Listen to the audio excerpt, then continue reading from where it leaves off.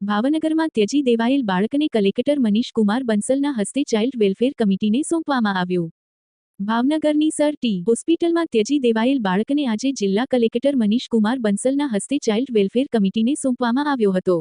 કલેક્ટરે sir T hospital ખાતે જિલ્લા બાળકોના વિભાગની મુલાકાત લઈ આ ત્યજી દેવાયેલ બાળકના સ્વાસ્થ્ય અંગેની સંપૂર્ણ માહિતી મેળવી હતી. આ બાળકના સ્વાસ્થ્ય, વજન, વિકાસ, મેડિકલ હિસ્ટ્રી અને તેને આપવામાં આવેલી સારવાર અંગે માહિતી મેળવીને હોસ્પિટલના બાળકોના વિભાગની કામગીરીને બિરદાવી હતી. અત્રે ઉલ્લેખનીય છે કે ભાવનગર શહેરની હોસ્પિટલના ગાયનેક વિભાગમાં ગત ફેબ્રુઆરી માસમાં એક મહિલાએ બાળકને જન્મ આપ્યો હતો અને બાદમાં આ મહિલા પોતાના નવજાત બાળકને ત્યજીને ફરાર થઈ ગઈ હતી. આ બાળકને કલેક્ટરના હસ્તે હોસ્પિટલ ખાતે ચાઇલ્ડ વેલફેર કમિટીને સોંપવામાં આવ્યો હતો. કલેક્ટર મનીષ કુમાર બંસલે ભાવનગરના તાપીબાઈ વિકાસ ગૃહ જઈને આ બાળકનો શિશુગૃહમાં પ્રવેશ કરાવ્યો હતો.